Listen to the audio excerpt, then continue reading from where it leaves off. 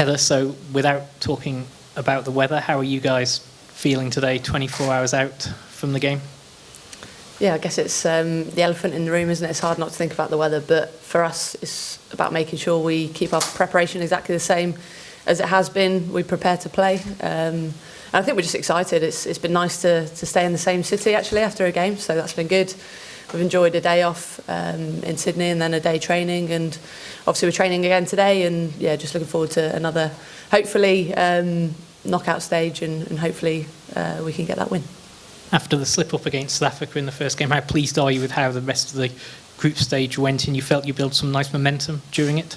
Yeah, it does feel like we've built a bit of momentum, actually. Obviously, we were gutted after that South Africa game, and we've been playing knockout cricket since game 2, so that obviously stands us in very good stead going into the knockout stages. And yeah, it feels like we've built a bit of momentum. We've started to get some players in real form, and the players that aren't, you feel like they're just around the corner and going to turn up in obviously a massive game like a semi-final. And the bowlers for me have been a real positive of this trip, particularly this tournament.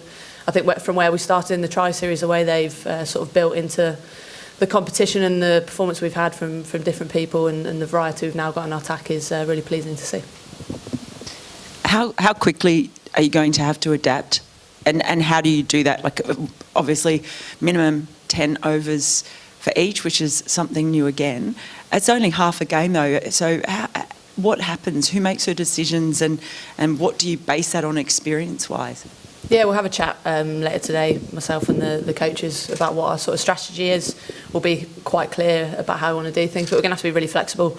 A lot of us have played in rain-reduced games before, and it's all about who sort of switches on the fastest, who adapts very quickly, and who ultimately performs in that short space. It can be quite manic if it is a rain-reduced game. So we'll make sure as a team we're quite calm, we're quite clear on how we want to do things. Obviously 10 overs is slightly different, it's a little bit longer than some reduced games that we've played in. But the good thing about our team, we've got a lot of variety, a lot of different skill sets, I guess, bowling and batting wise, so we feel like we can adapt to any situation we're thrown into.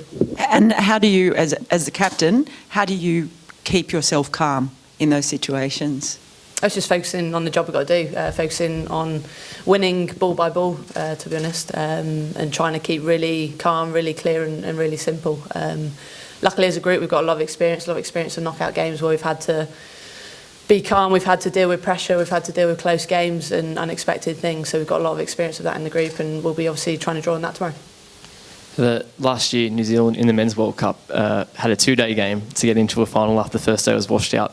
You won't be afforded the same opportunity in a Women's 2020 World Cup tomorrow. How do you feel about that? Yeah, look, it's obviously frustrating. I don't know what the plans are, if there's any contingency. It doesn't sound like it. It would be nice if we could maybe play in Sydney, or I don't know if obviously that's feasible, probably not. But look, it is what it is. There's nothing we can do about it. The reserve day, it would be useful to have obviously in this situation, and it's a shame for the tournament as a general, because it's been a great tournament, and if both semi-finals are lost, it'll be a real sort of sad time for the tournament. Obviously we'd be gutted if that did happen, but I guess it's our own fault for losing that game against South Africa. We didn't top our group, and we've only got ourselves to blame, I guess, if that does happen. Do you find it confusing though that like some ICC World Cups do have reserve days for semi-finals, but seemingly this one doesn't? Yeah, I guess it's the same for the men's T20 World Cup, isn't it? We did check that this morning. It is what it is. It is strange. It's obviously going to be a shame if it does happen, and I'm sure there'll be a lot of pressure on the ICC to change that. Do you worry about your batting lineup and any particular over-dependence on a couple of players, yourself being one of them, that you've had so far in the group games? No, not really. I think obviously myself and Nat have been in really good form, which has been great. But I've sort of sensed a little bit of change in some of the players. I think Daniel White's one innings away from absolutely winning the game for us. There's some really good signs for her in that game. Obviously the change at the top of the order didn't quite work, but how good was Amy Jones at the back end? I was really proud of her, actually, the character she showed to obviously taking the disappointment of losing that opening spot and dropping down the order, and to come out and play like she did and get us to a very good score on that wicket was outstanding from her, and she showed the class that she has and why she's a key member of this team. And just on India, you obviously played them at this stage a couple of years ago. Are they different prospects now than what they were in 2018? I think a little bit, yeah. They've obviously got a few new players. They're a very strong team. They've shown that in this tournament. But I guess for us as a side, we'll take confidence that we've had a lot of success against them in knockout games. Obviously in that semi-final 2 years ago we played brilliantly, and the final in 2017 as well, so we've got a lot of success against them, so yeah, hopefully we can take that in tomorrow. Just going on that 2017 final, do you think they might have any baggage from that game in the 2018 as well? No, I don't think so. Different format, isn't it? You'll have to ask Harman the same question, which I'm sure you will. But yeah, look, we're not too worried about how they're thinking. We're just concentrating on trying to bring our best cricket tomorrow, hoping we don't have to pack our ponchos and trying to get out there. In the Tri-Series before the World Cup, it was 1-1 between you two teams. What did you take out of that series? Yeah, a lot. Obviously, we've played against each other a lot, so we know the teams very well. We know sort of tactically our sort of plans and their plans. So I think we beat them, obviously, which is a good sign. And the game we lost, we were a little bit off the pace and we didn't bring our best game. So we can take confidence from that. So yeah, it's two teams that know each other well that are desperate to get to that final. So I think if we do get on, it'll be a great game. And have you done anything different to prepare for Poonam Yadav? Yeah, we've obviously practiced it a lot. I thought in the last T20 World Cup we played her outstandingly, and that was due to the preparation we did in the few days before. So yeah, we obviously haven't got Ali Maiden anymore, who bowls brilliant leg spin, but we've got a few coaches that have bowled it brilliantly and been really clear on how we're going to do things against her, because she's obviously a massive threat for them. She's an improved bowler as well since the last World Cup. So I think for us to be successful, we're going to have to play not just her but all their spinners really well. That's going to be really key in the game. What's been the key to Nat's form at 3 and how well she's taken to that newish role for her?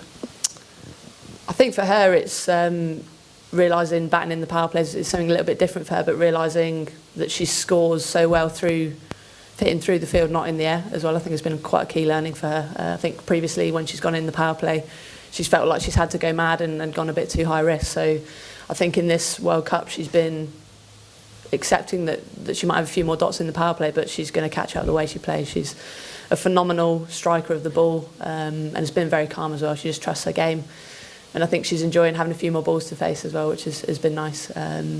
So yeah, I'm really pleased with how Nat's gone. We obviously put her into that 3 role a little bit in Malaysia, and it's quite a new role for her, but she's taken it all in her stride. And just, sorry, you opened with Tammy in the last game, and there'd obviously been a lot of discussion about the batting order and where she was batting. Do you think you'd be likely to stick with that? It obviously didn't work out for her that time, but Amy did pretty well coming down the order. Yeah, we're not one to chop and change after one innings. Cricket's the game where sometimes you have bad runs or you have a bad score in one game and you can win the game the next day. So look, we'll have to look at the weather a little bit. Obviously that might play a part, but yeah, we're not one to chop and change. Obviously Amy had a bit of a run there, and now Tammy's obviously got that spot, so to speak. So yeah, it didn't work the other day, but Tammy's a class player, and yeah, we back her to go and get runs, but we'll have to obviously see what the game is and what it entails and what best order is for that.